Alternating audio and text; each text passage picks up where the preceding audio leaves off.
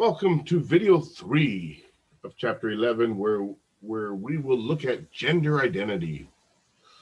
So as it says here, our sex includes the biology that makes us male or female, including genes, hormones, and physical body parts. So that is technically called our sex. Our gender is not quite as specific. It includes all the roles and stereotypes that our society connects with being a boy or a girl. So gender can differ from one society or one culture to another. The concept of gender, because gender is really um, formed by society, the conception of the genders. So these terms are often kind of misused. So, if you're just talking about, biology and genes, we you should always use the term sex. If you're talking more about roles and stereotypes, then you can use the term gender. We're going to look at some theories of gender development. Um, in the first theories are behaviorism and social cognitive theory. Um, these two theories, in case you haven't noticed, often go together. Um, so as it asks here, how do parents react when a boy plays with dolls or a girl wants to play football? Well, in many typical, American families, um, it's it's these activities, these cross-gender activities, are often frowned upon. Let's just put it that way, put it mildly. I mean, it could be much harsher in certain families, but um, and so when a parent, has a negative attitude towards their son playing with dolls or the girl playing football, I mean, this is a form of punishment.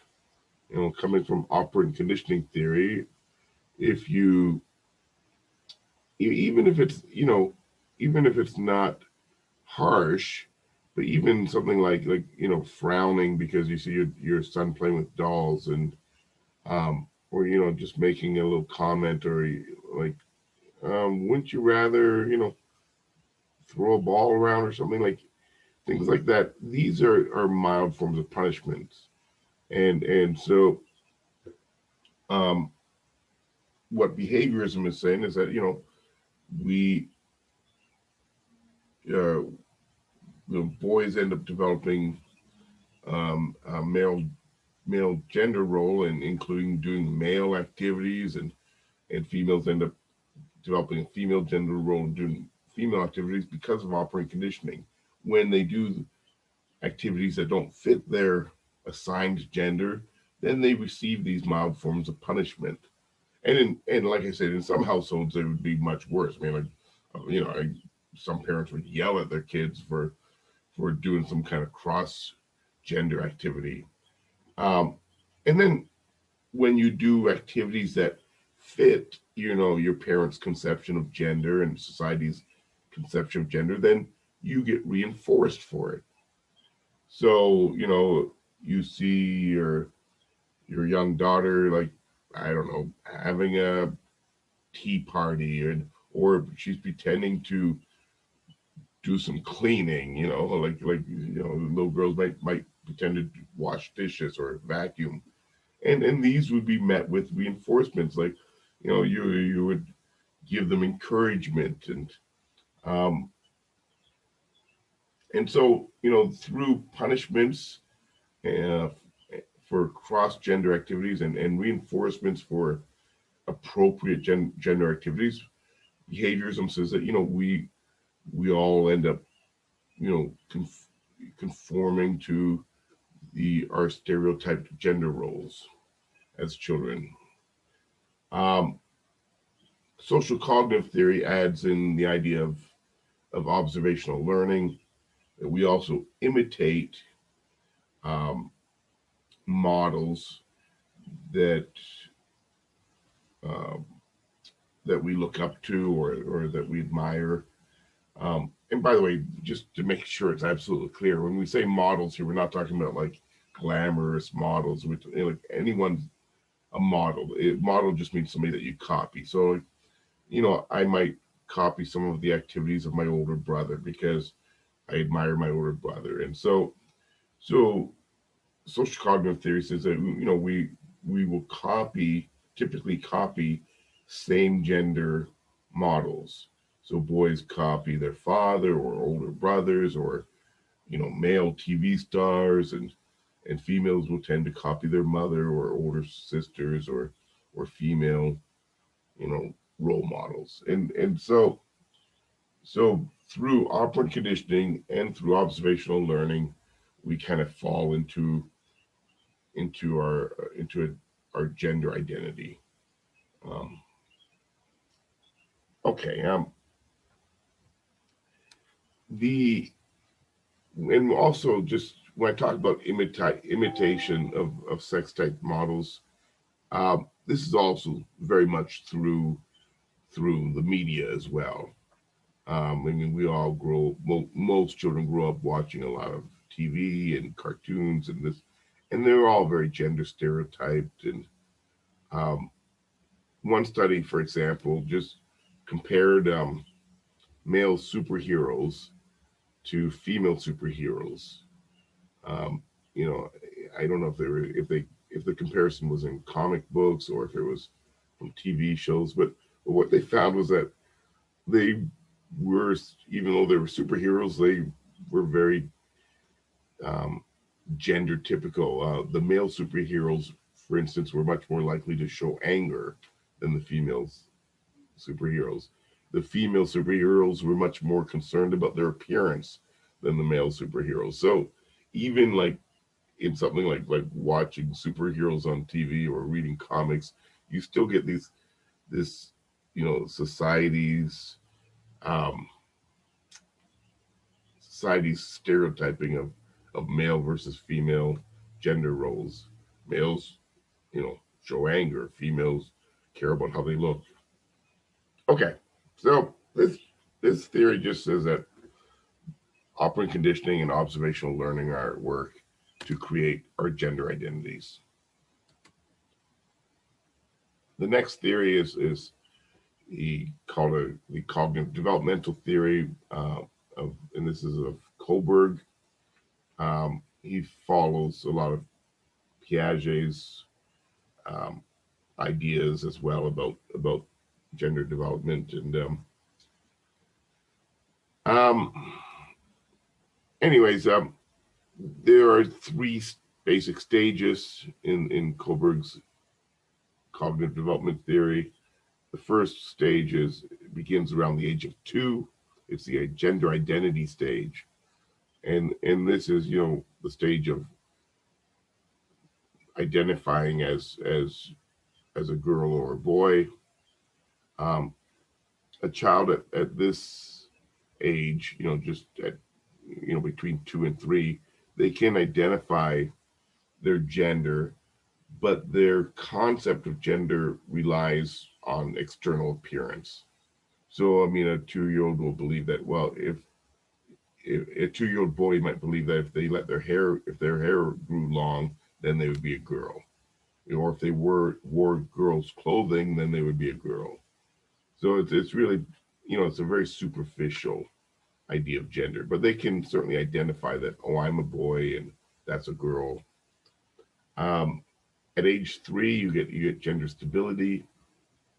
I was a girl or a boy, and I will be a girl or a boy in the future. So they gain an understanding that gender is constant over time. That's not just going to flip, randomly. But they're still not sure at this age, at 3, that it won't change if you do cross-gender activities. Little 3 and 4-year-olds are often afraid of doing cross-gender activities, thinking that this might turn them to the other gender. So a boy might avoid playing with dolls because he just doesn't want to be a girl, for instance. So they do understand that, like, I'm a boy now, so I'll keep being a boy, but if I do something, if I start doing a whole bunch of girl stuff, it could still change. Okay. Gender constancy comes around the age of 5, and this is when it becomes more firm now that even if I dress or play like the opposite sex, or have long hair or short hair or whatever, I will still be the same sex. So when after sometime after they reach gender constancy, then they become a little bit less rigid about cross gender activities.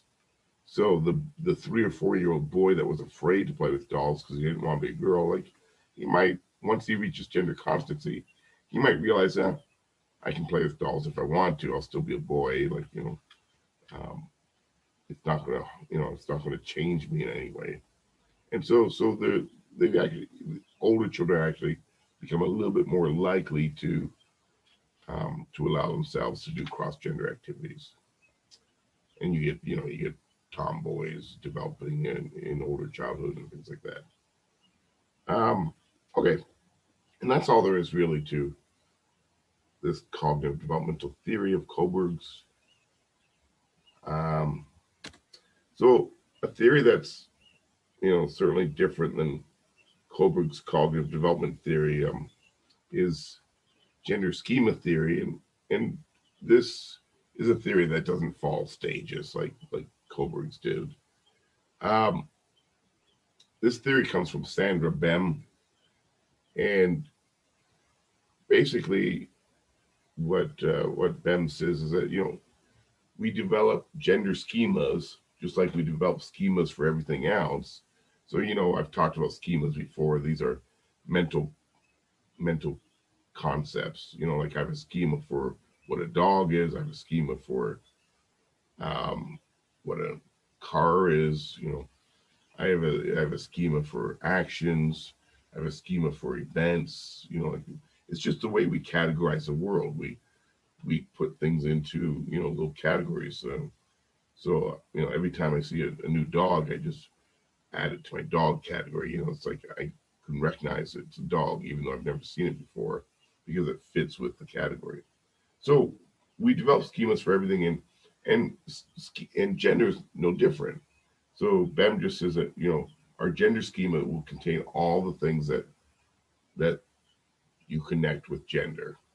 So all the little learnings you do, like right from the time you're young, and you learn that blue is a boy's color and pink is a girl's color, and boys and girls play with different things, and I mean, like, all the little um, facts that you learn and everything you see in the media and learn from your parents. I mean, it all kind of helps to form your gender schema.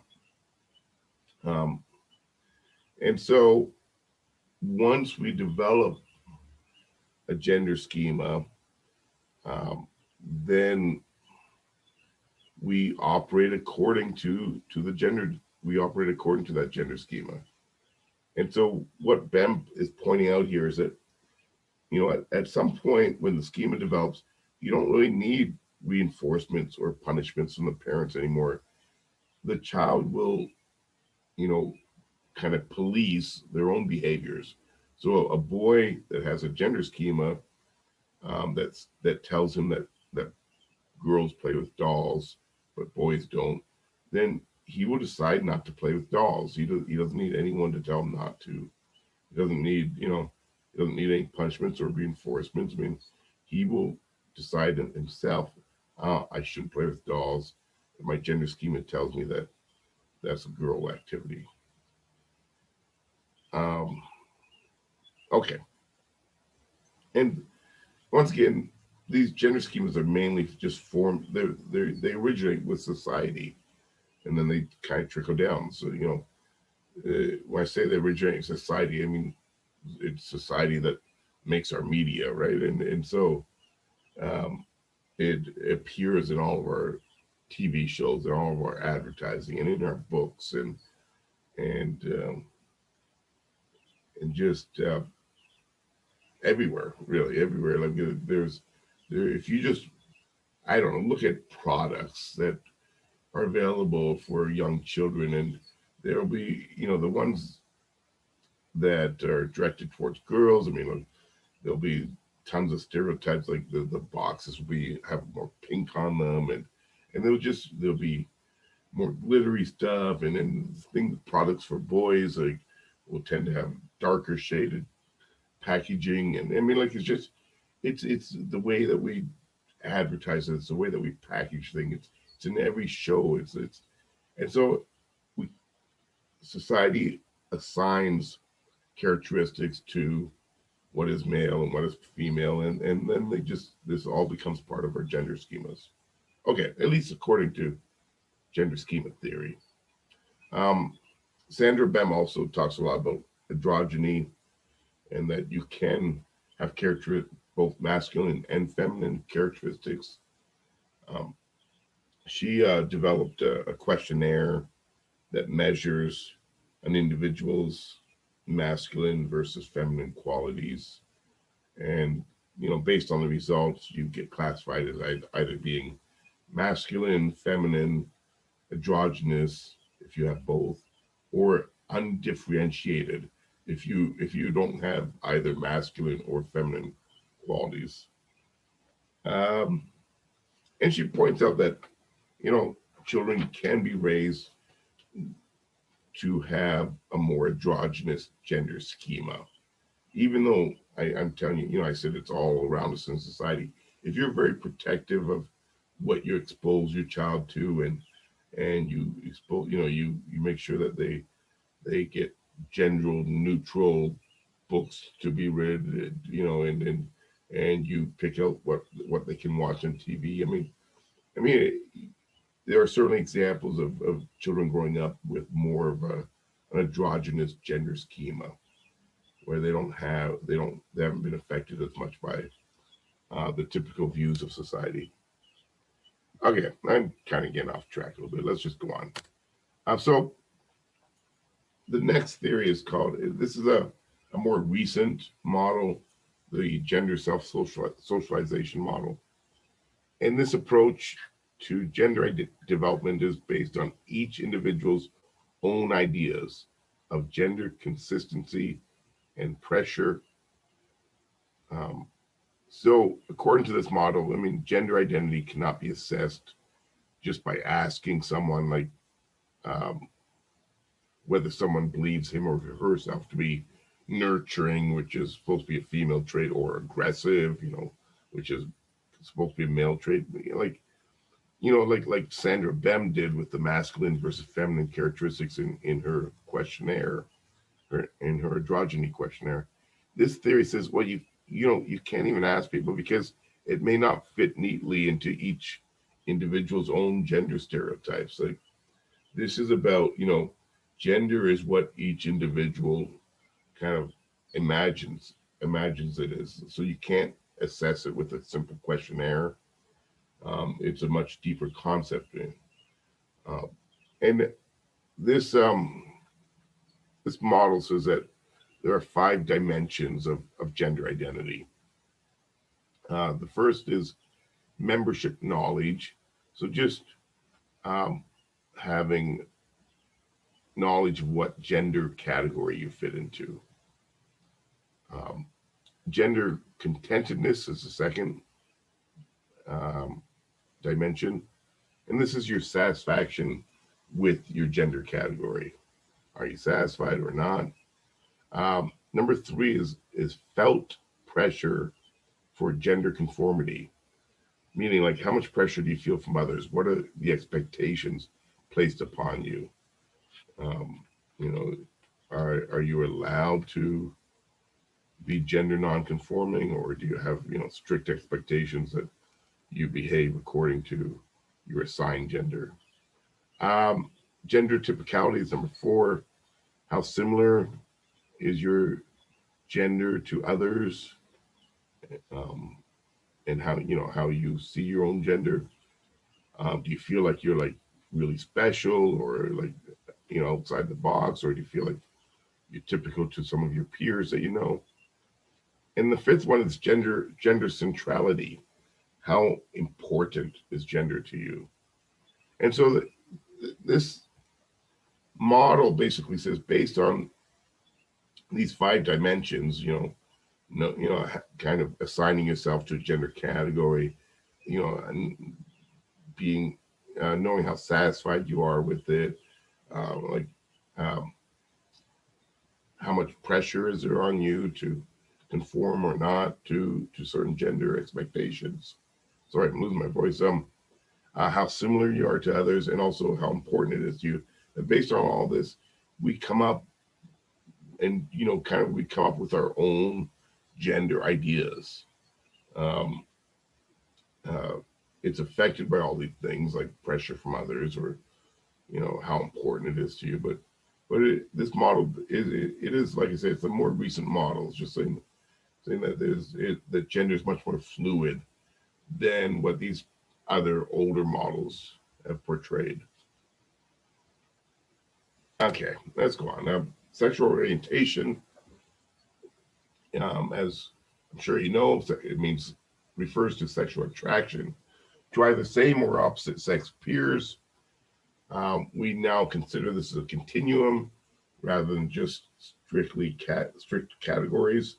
I mean, at one time, if you go back in far enough psychology, I mean, like, or in society, at one time we had 2 sexual orientations. I mean, um, you were either heterosexual or you were homosexual, and that was it. There'd be like 2 check boxes kind of thing, and then eventually we added a third, and we came to this conception that, oh, there's also this bisexual category. So then for a while there was 3 categories.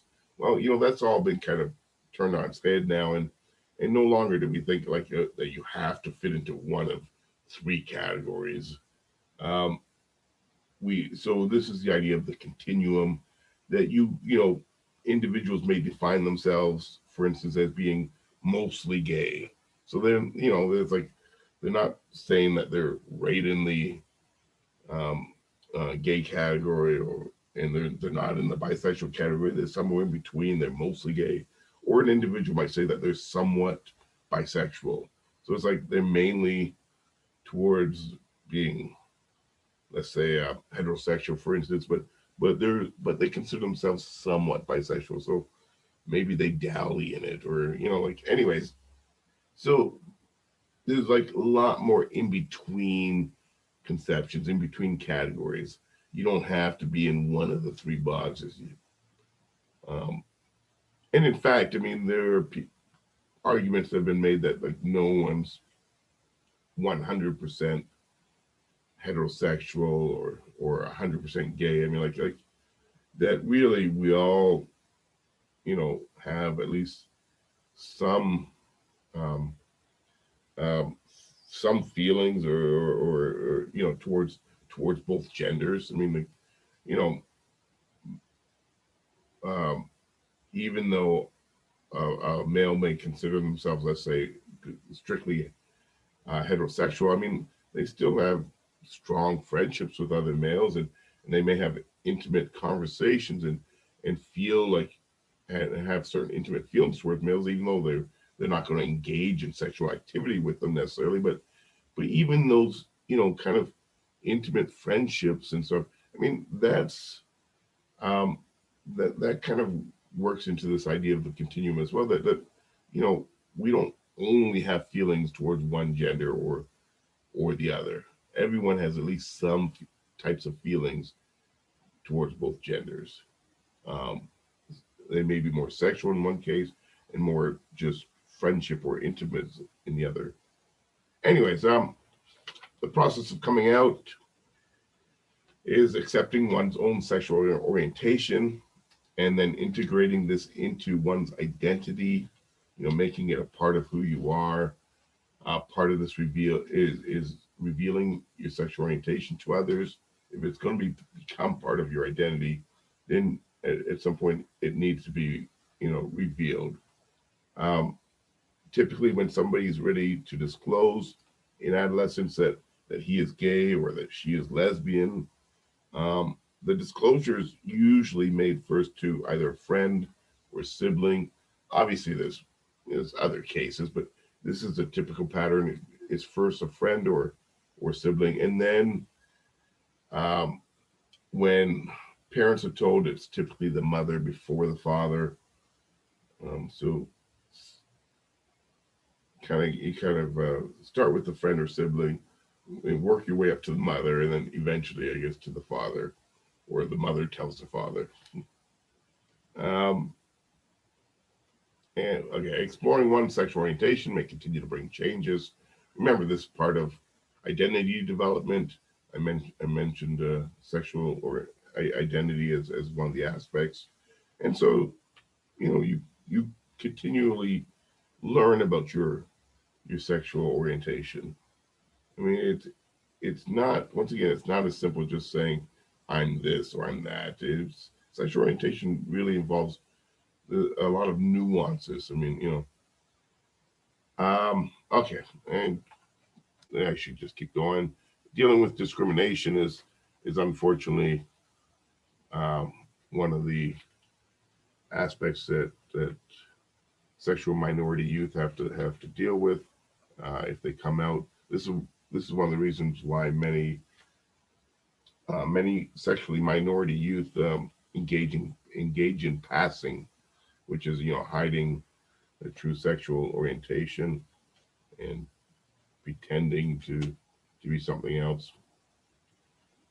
It's usually that's done to avoid discrimination. Okay, a little bit more, a few definitions here.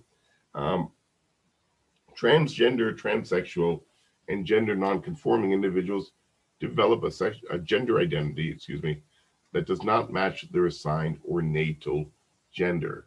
So natal gender refers to the sex that you're assigned at birth based on physical characteristics. So, typically if you're born with a penis, the doctor says you're male, and if you don't have a penis, you're typically called female. So anyways, um, so that's referred to as your natal gender, what was assigned to you at birth. Then we have a number of categories here, and I'm not going to get really into them too much. I'm just going to read them over for now. Transgender is identification with a gender other than your natal gender. Transsexual, someone who has or is planning to become the other sex, possibly but not always, including hormonal or surgical interventions to make the transition. Gender nonconforming, individuals who do not identify or conform to gender norms for either males or females. And cisgender is people who do identify with their natal sex. So if you were born and assigned a male at birth, as I was, and if I continue to identify as a male, I would be cisgender. Um, None of these terms I just went over, it's just, I want to make this perfectly clear. None of these are disorders, okay? In psychology, I mean, we do not consider transgender, transsexual, nonconforming, like, these are not at all disorders. There is a disorder called gender dysphoria. It's not a disorder that's given to somebody just because they're transgender or transsexual, or it's given if they are very distressed and about their gender identity, and it's interfering with their life on a daily basis. Um, just like in a similar way. I mean, like, we don't, just because somebody's sad, we don't say that they have a disorder of depression. I mean, like, it's only depression when it becomes so interfering that it's affecting, their their social life or their family life or their work. Or um, similarly, it's not a disorder to, if you're perfectly happy being transgender or transsexual or gender nonconforming. I mean, the, then there's it's not even close to being disorder. So the disorder of dysphoria, and this is, and I'm just trying to make this clear because a lot of people just automatically say that, that anyone that's transsexual or transgender that they have gender dysphoria, and they certainly don't. That is just somebody who's really struggling with their gender identity issue. They may be diagnosed with this. Okay, and that's all I want to do with this, and that will conclude video 3.